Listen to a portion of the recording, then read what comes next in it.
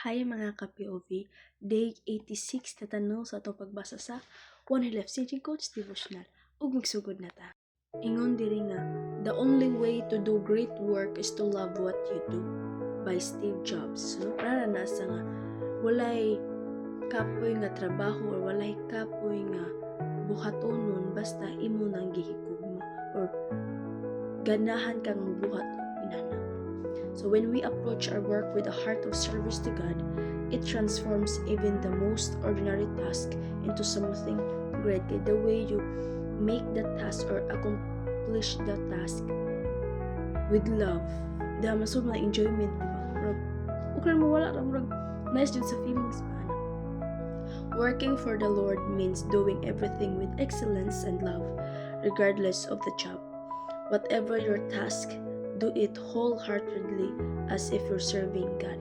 No teknik ana pradugay ka kapudyon or pradi ka laayon sa imong trabaho, dapat jud imong higugmaon kung unsa imong gitrabaho. And He will bless your efforts. So if you love your work, God will bless your efforts. When you work with love and purpose, the impact is far greater than you might realize. Kaya ngilaan ba dyan mo buhat ug butang nga dili sa imong buot ba no? Kana di ka ginahan mo buhat ba? Mas lain ang outcome na. Pero kung imong do it with heartedly, nice ang output. So, dingon diri sa Colossians 3:23. Dingon diri nga, and whatsoever ye do, do it heartily as the Lord and not unto men.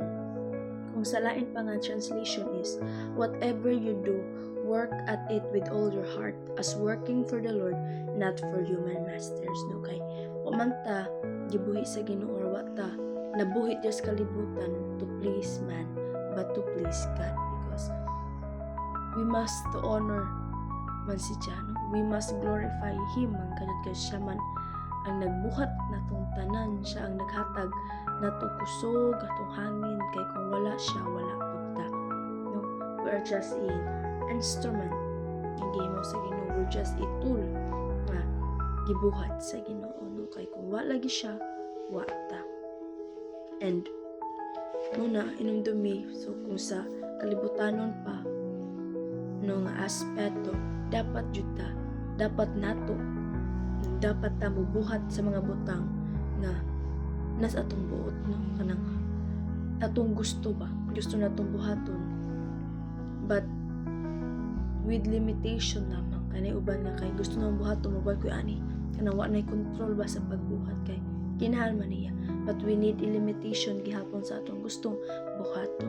We do our work with full of effort, love, compassion diha sa Ginoo, no? Ang mag-refer ang Ginoo sa imong gibuhat.